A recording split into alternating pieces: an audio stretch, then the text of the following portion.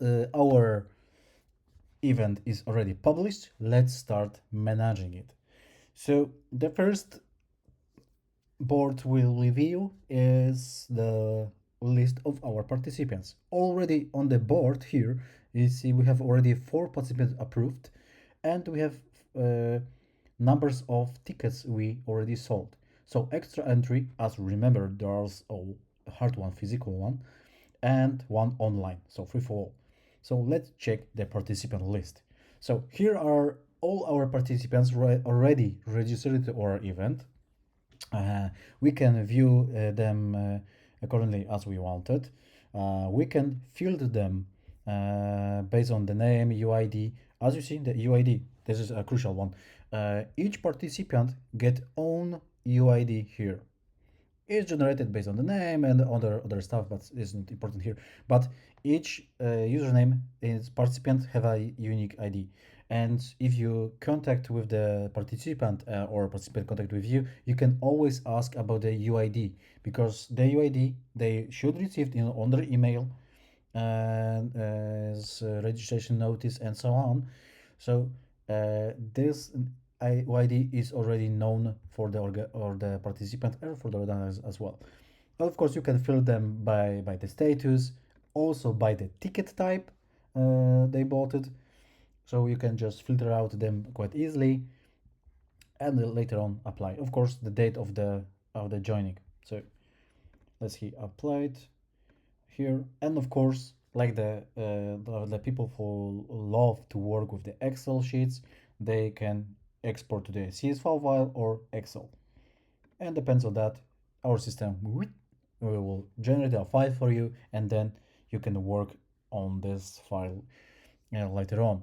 The exports contains more than columns than is showed here, because it's contain all the information you collect about the participant. For example, let's make this speedster. Let's edit him, and here are details that you can review it, right? So we have a registration form that he fulfilled during the registration on our web page or via a KajGO mobile phone application, and we have a dates that's the we was, for example, changing. I just a couple of minutes ago I was changing the data to show you the history log, so as you will know that something was changed and when. And of course, starting from here, you can also change the type of status this participant will have or already have, and so on, because it could be some kind of unmanaged status, like in registration process, that he will start the registration process but he didn't finish yet, or is awaiting review.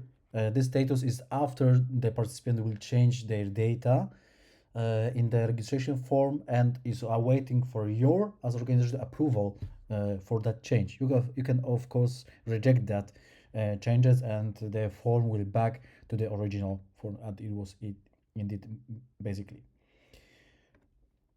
So for the participant perspective is almost all. You can change some numbers like the stand number directly from here, just editing it, and the same is for the approval status for. So if just quick access here and just bam, done. One important things here is if you change the approval, if you change the state to approval for any other it was before, it will send an email to that participant with the status that his status was changed to approval, and if it was approval, then he will receive a copy of the ticket, this own tickets or the digital version of the ticket to the event. So keep in mind, this action make some changes in the system in the end. So for the participant perspective, that's all. Let's jump to another section where we discover more about the payments.